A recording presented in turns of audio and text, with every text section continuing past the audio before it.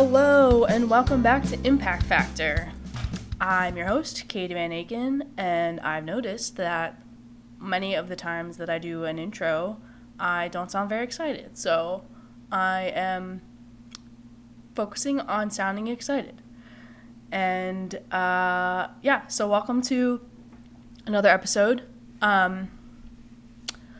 Before we get into the topic today, which is an unusual and yet fun topic, I wanted to talk about something that happened this week.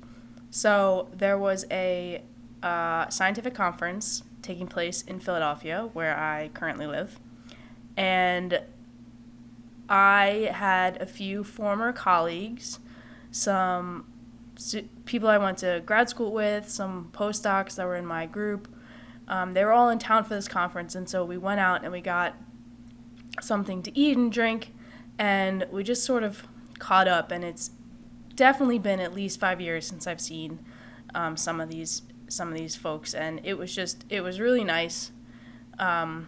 So if you guys are listening, shout out. I had a really good time. We fell right back into the old banter, and it's really cool to hear what people are doing now, and a lot of them are still in science, in the same field, and they're professors at different universities, and hopefully we'll get them on the show, ask them about different topics, but it was really fun, and that reminds me, of all the difficult parts of getting your PhD. You do spend 5 years getting to know people pretty well, and working with them and collaborating, and those are real relationships that can last a lifetime. So remember that there are some really good things that come out of your program, and looking back on it, obviously it's easier to see those, but yeah, it was really nice. So today's topic is about all the stuff that not all of it, but something specifically that you will likely collect as a skill set without even realizing it, and it'll also be something more non-traditional, and that is troubleshooting and jerry-rigging. So I used to say that although I was getting my PhD in material science, I was minoring in troubleshooting, jerry-rigging, and bullshitting. And that's just because I think as a grad student, it's expected that you're going to spend a lot of your time, A, troubleshooting failed experiments, or B, kind of setting something up in a wonky way to test a hypothesis without, really having the tools or the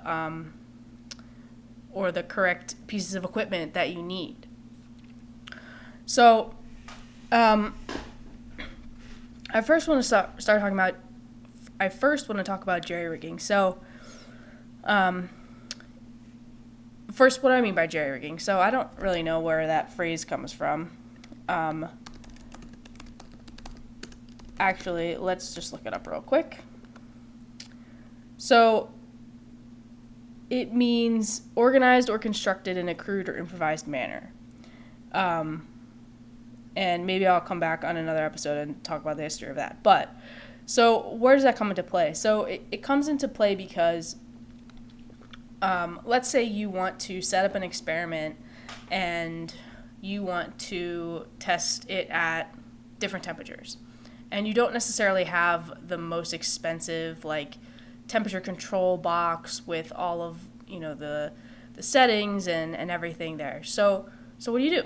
Well, your advisor is likely not going to buy that for you, especially without you proving that something is going to come of it. So proving some initial results.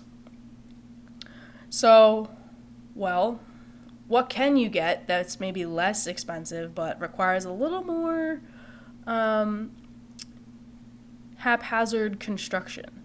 So maybe you get a sealable box, and maybe you drill a hole in it and feed into it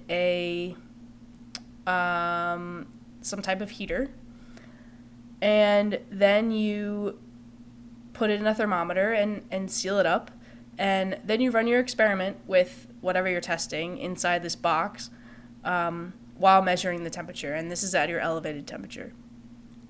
Then maybe you do the same thing while your system is sitting in a bucket of ice, right? So now you have cold proof of concept, hot proof of concept, and there's your practice,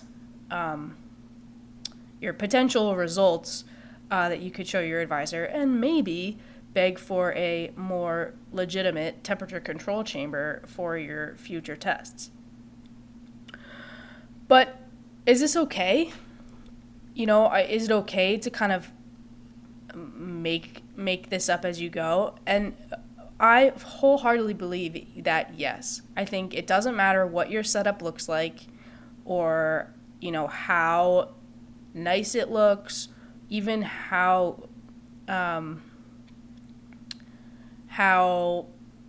structurally sound it is.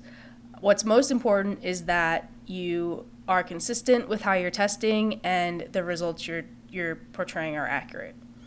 I've had a lot of experience with doing this. We were always sort of changing the way we were testing our energy storage devices, whether it was in high pressure or low pressure, humidity, temperature. We even sort of designed some in situ cells to be used in electron beam instruments, and so it often requires a lot of attention to detail and also monitoring. Obviously, to leave a very precariously set up system like that and come back, you don't really know what happened, and maybe it fell over and therefore your results are not accurate.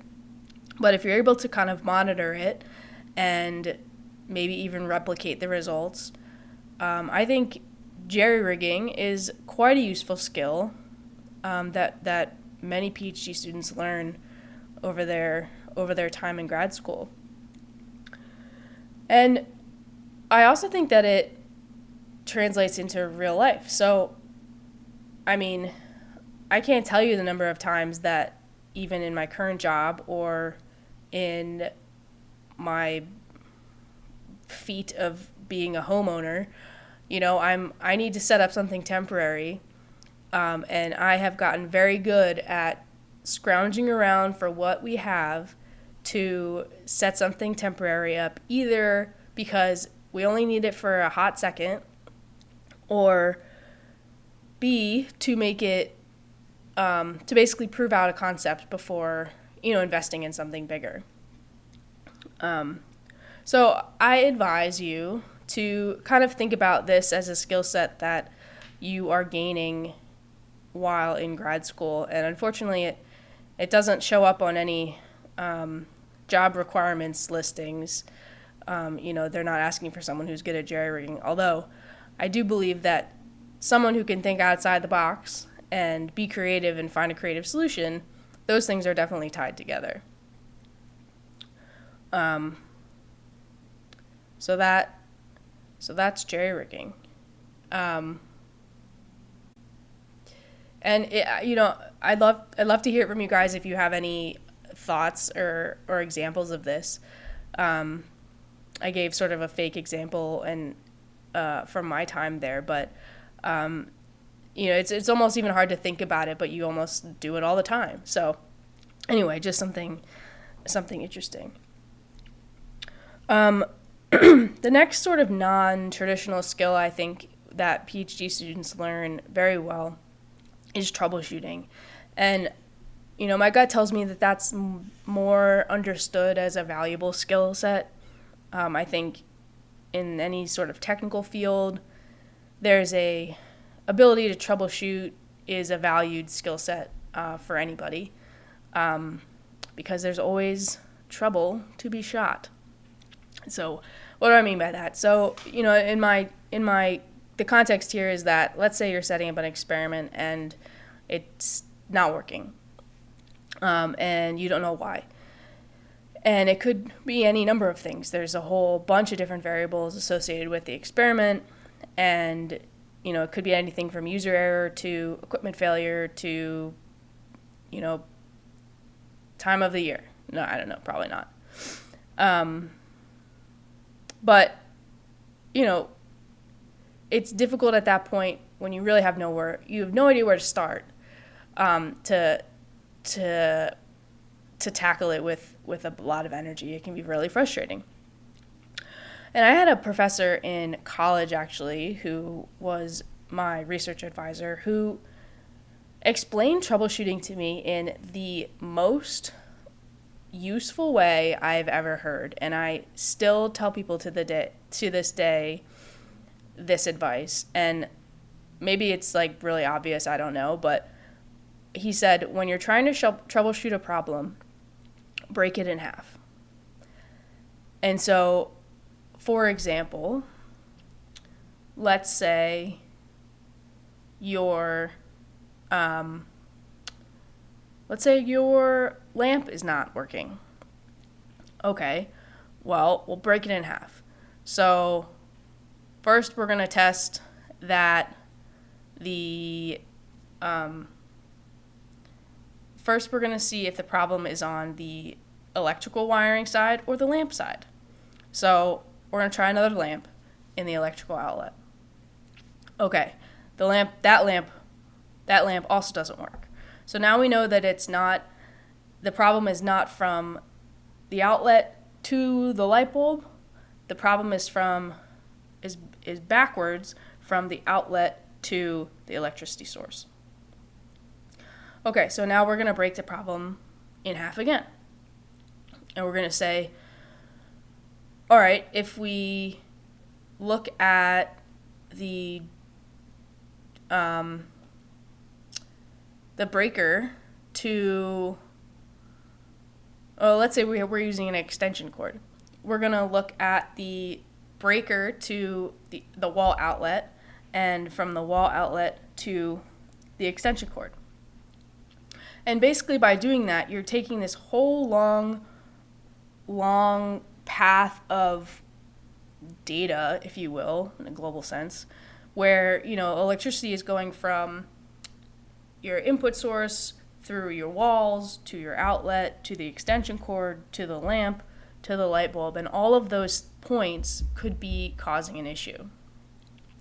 And so the way to do it is you pick a point in the movement of data, the path of the data, and you say, all right, I'm going to see if the problem is on this side or this side of this point. And that's what I mean by breaking it in half. And by doing that, you have narrowed the place at which the issue could be.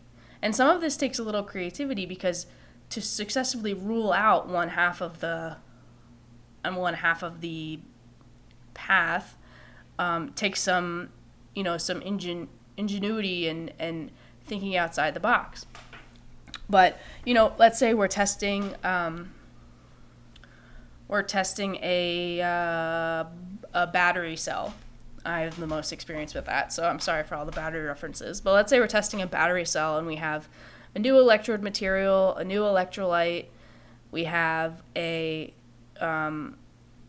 we need to have good contact between the components, so we need to have pressure on the cell.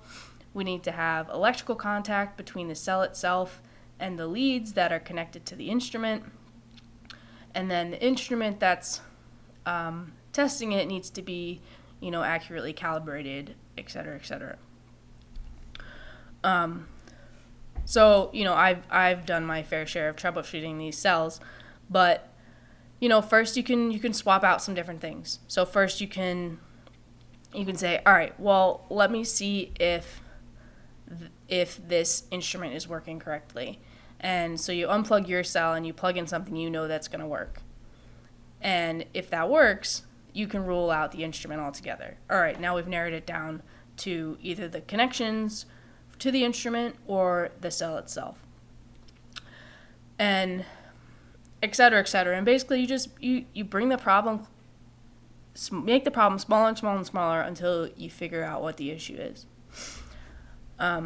I found that advice useful. I'll shout out my professor. His name is Dr. Walter Smith. I found that useful because I think a lot of times to take something like a big problem like that and know where to start is the hardest thing. And so thinking about it more objectively, from the mind of a scientist and saying, let's take this problem and, all right, I know where to start. I need to test something on this side, and then I can rule some things out. And then you just go from there.